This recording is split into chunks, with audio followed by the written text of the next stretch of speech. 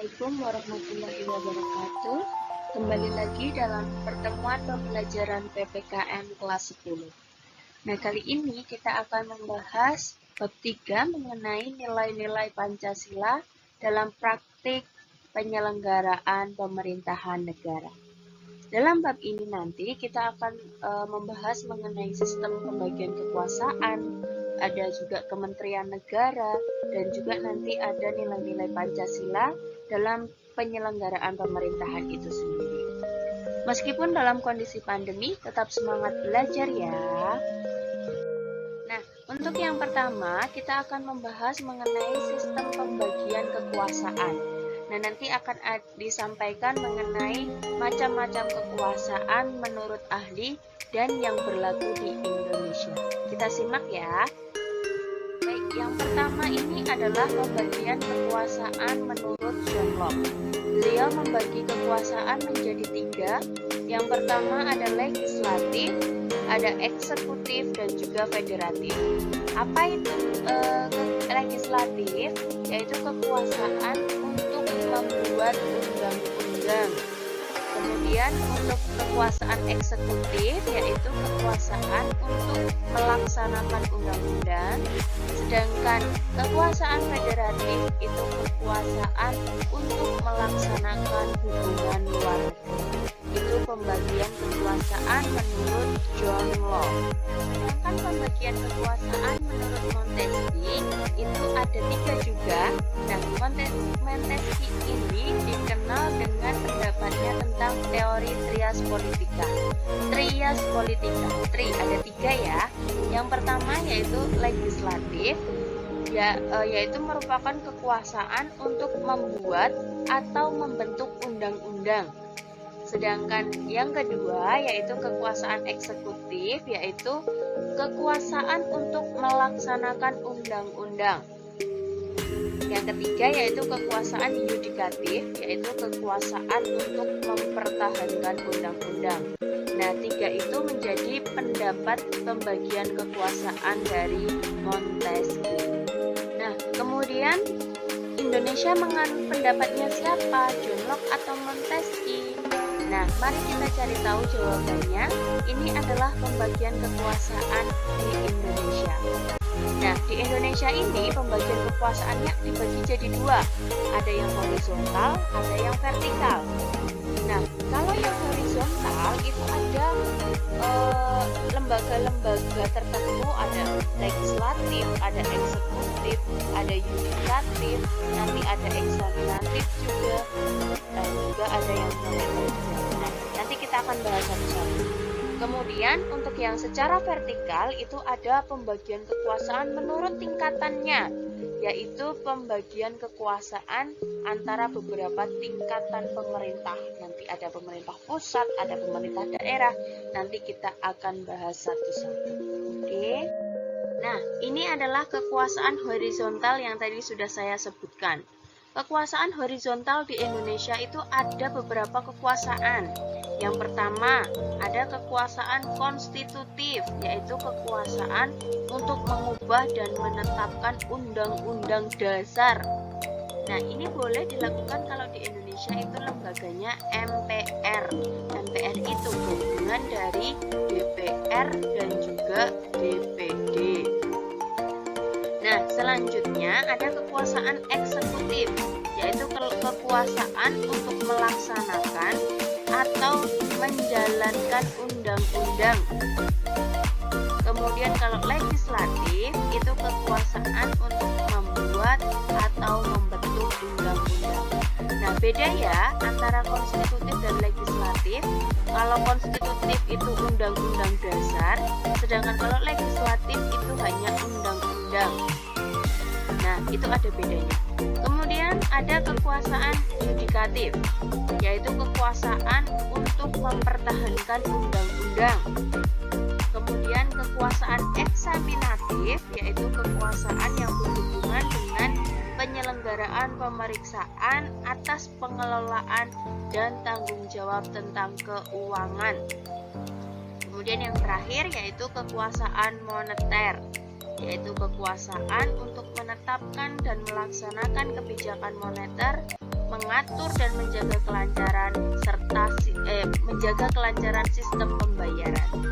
Nah, kalau di Indonesia kekuasaan ini dipegang oleh lembaga siapa? Lembaga yang mana? Tadi yang konstitutif sudah saya sebutkan itu MPR. Kemudian kalau eksekutif itu presiden dibantu dengan menteri-menterinya. Kemudian kalau legislatif itu ada DPR. Kemudian yudikatif itu ada MA, MK. Kemudian eksaminatif itu ada BPK. Kemudian kalau moneter itu adalah Bank Indonesia. Jadi kalau kurang jelas silakan japri saya untuk mendapatkan penjelasan lebih lanjut ya. Nah, selanjutnya tadi ada kekuasaan horizontal, ini ada kekuasaan vertikal. Saya sudah sebutkan di awal bahwa kekuasaan vertikal itu adalah pembagian kekuasaan antara beberapa tingkatan. Dalam bab sebelumnya sudah saya katakan bahwa dalam pasal 18 ayat 1 Undang-Undang Dasar Negara Republik Indonesia tahun 1945, NKRI itu dibagi atas daerah-daerah provinsi. Dan daerah provinsi itu dibagi atas kabupaten dan kota. Yang tiap-tiap provinsi, kabupaten, dan kota itu mempunyai pemerintah daerah yang diatur dengan undang-undang. Nah, kalau di Indonesia, kekuasaan vertikal itu muncul karena diterapkannya asas desentralisasi, yaitu asas penyerahan wewenang dari pemerintah pusat kepada pemerintah daerah. Sistem ini disebut dengan sistem otonomi daerah, di mana pemerintah daerah mengurusi urusan daerahnya masing-masing. Itulah yang dimaksud dengan kekuasaan vertikal di Indonesia. Nah, selanjutnya materi yang kedua yaitu Kementerian Negara. Di dalam materi ini nanti kita akan bahas mengenai tugas, fungsi, dan juga klasifikasi Kementerian Negara serta lembaga pemerintah non-kementerian. Nah, nanti kita akan bahas satu persatu. Ya, keberadaan Kementerian Negara di Indonesia itu diatur di dalam pasal 17 Undang-Undang Dasar Negara Republik Indonesia tahun 1945.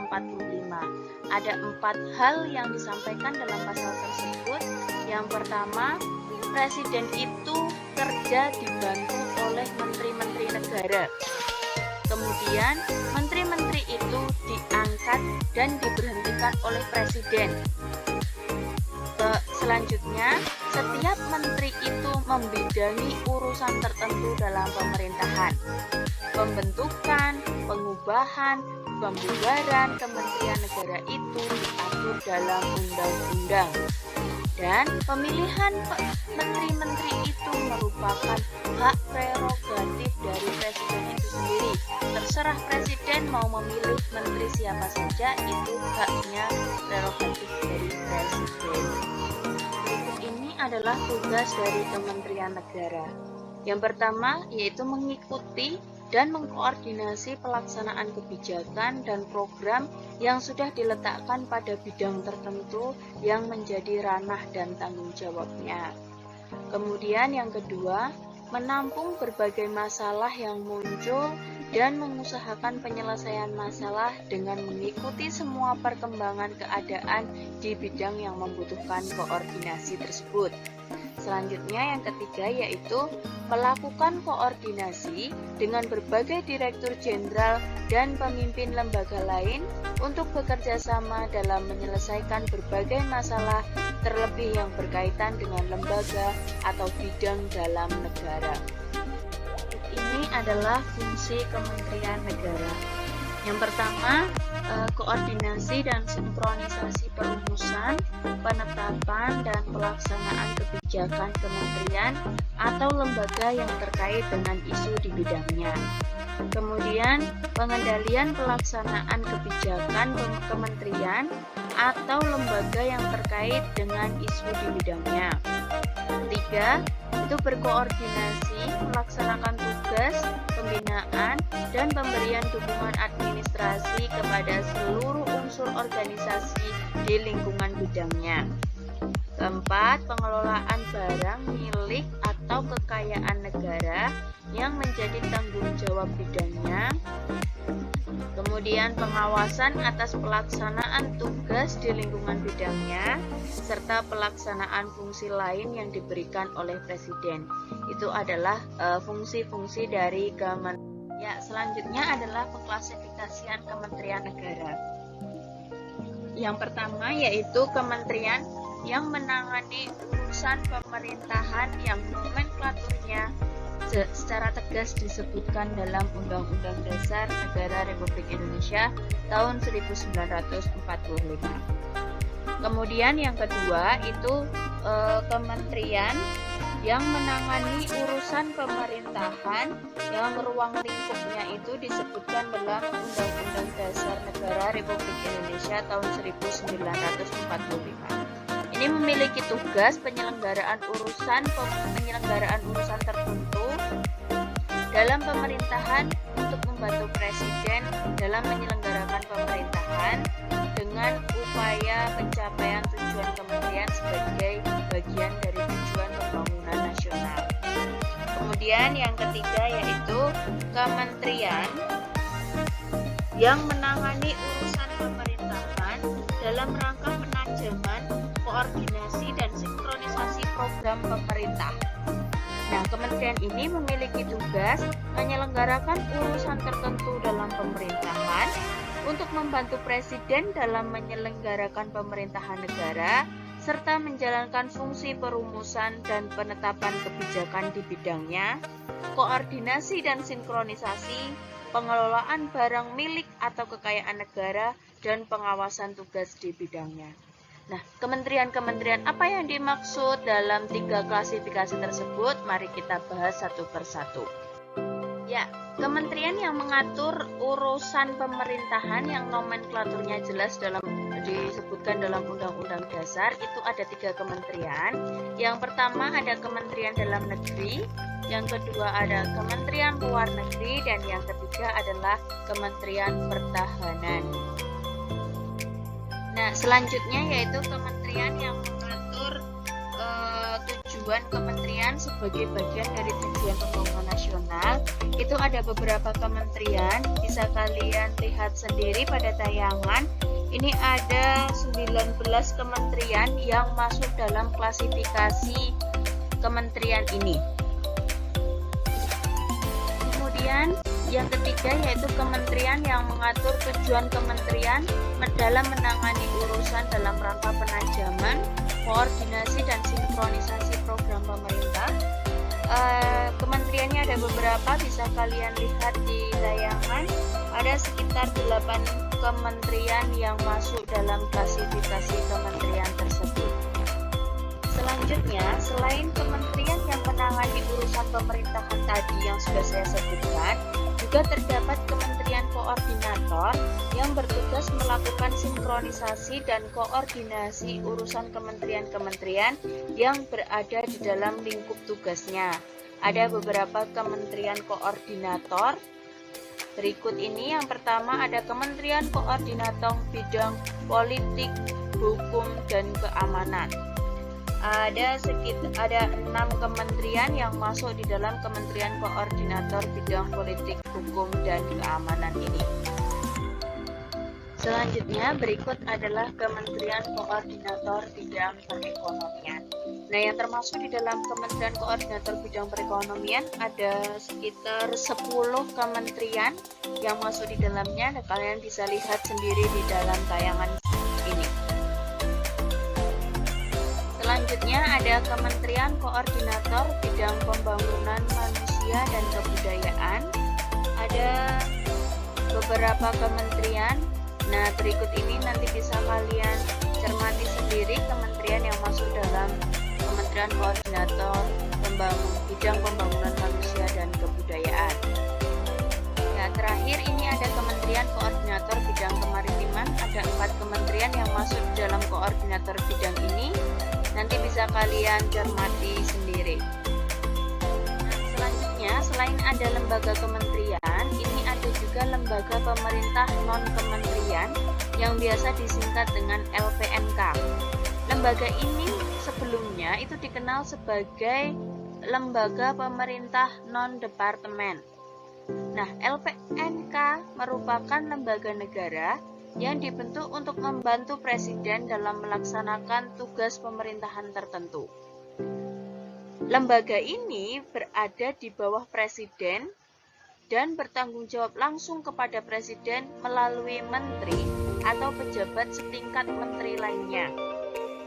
LPNK ini diatur dalam Peraturan Presiden RI, yaitu Kepres RI nomor 103 tahun 2001 tentang kedudukan, tugas, fungsi, kewenangan, susunan organisasi, dan tata kerja lembaga pemerintah non-departemen. Yang ketiga yaitu nilai-nilai Pancasila dalam praktik penyelenggaraan pemerintahan. Kita akan bahas apa aja nilai-nilai Pancasila yang bisa dijadikan dasar dalam penyelenggaraan pemerintahan.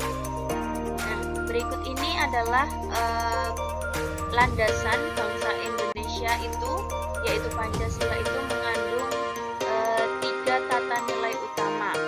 Ada dimensi spiritual, ada dimensi kultural, dan juga dimensi institusional.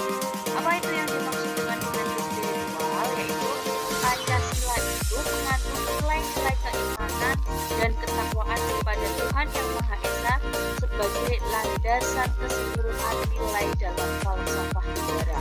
Itu yang dimaksud dimensi spiritual Pancasila. Selanjutnya, untuk dimensi kultural, Pancasila merupakan landasan falsafah negara, pandangan hidup bernegara, dan sebagai dasar negara. Selanjutnya, dimensi institusional, Pancasila merupakan landasan utama untuk mencapai cita-cita, tujuan bernegara, dan dalam penyelenggaraan pemerintahan. Nah, berikut ini adalah nilai sila ketuhanan Yang Maha Esa dalam penyelenggaraan pemerintahan. Ada beberapa hal. Yang pertama ada pengakuan adanya causa prima atau sebab pertama, yaitu Tuhan Yang Maha Esa. Kemudian yang kedua, menjamin penduduk untuk memeluk agama masing-masing dan beribadah menurut agamanya. Yang ketiga, tidak boleh memaksa warga negara untuk beragama, tetapi diwajibkan memeluk agama sesuai hukum yang berlaku. Kemudian yang keempat, menjamin berkembang dan tumbuh suburnya kehidupan beragama, toleransi antar umat dalam beragama. Kemudian yang kelima yaitu ateisme dilarang hidup dan berkembang di Indonesia. Apa itu ateisme? Tidak mengakui adanya Tuhan, itu adalah ateisme. Itu adalah 5 hal yang bisa dilakukan dalam penyelenggaraan pemerintahan dengan nilai sila ketuhanan Yang Maha Esa. Kemudian berikut ini adalah nilai sila kemanusiaan yang adil dan beradab dalam penyelenggaraan pemerintahan. Ada menempatkan manusia sesuai dengan hakikatnya sebagai makhluk Tuhan karena manusia mempunyai sifat yang universal. Kedua, menjunjung tinggi kemerdekaan sebagai hak segala bangsa. Hal ini juga bersifat universal. Kemudian yang ketiga, mewujudkan keadilan dan peradaban yang tidak lemah. Nah, selanjutnya berikut ini adalah Persatuan Indonesia, sila ketiga dalam penyelenggaraan pemerintahan. Berikut ini adalah nilai-nilai penyelenggaraannya. Ada nasionalisme, cinta bangsa dan tanah air, menggalang persatuan dan kesatuan bangsa, menumbuhkan rasa senasib sepenanggungan, menghilangkan penonjolan kekuatan atau kekuasaan keturunan dan perbedaan warna kulit. Berikut ini adalah nilai kerakyatan yang dipimpin oleh hikmat kebijaksanaan dalam permusyawaratan perwakilan dalam penyelenggaraan pemerintahan. Berikut ini nilai-nilai penyelenggaraannya ada demokrasi, permusyawaratan, kejujuran bersama, serta permusyawaratan rakyat. Kemudian ini adalah nilai keadilan sosial bagi seluruh rakyat Indonesia dalam penyelenggaraan pemerintahan. Ada kemakmuran yang merata bagi seluruh rakyat dalam arti dinamis dan berkelanjutan. Kemudian ada seluruh kekayaan alam dan sebagainya dipergunakan bagi kebahagiaan bersama menurut potensi masing-masing. Kemudian juga melindungi yang lemah agar kelompok warga masyarakat dapat bekerja sesuai dengan tujuannya. Nah, itu tadi penjelasan mengenai nilai-nilai Pancasila dalam praktek penyelenggaraan pemerintahan. Terima kasih sudah menyaksikan tayangan ini. Semoga apa yang saya sampaikan dalam tayangan ini bisa bermanfaat. Jika kurang jelas, kurang paham, silakan boleh ditanyakan baik melalui Classroom maupun website. Terima kasih. Assalamualaikum warahmatullahi wabarakatuh.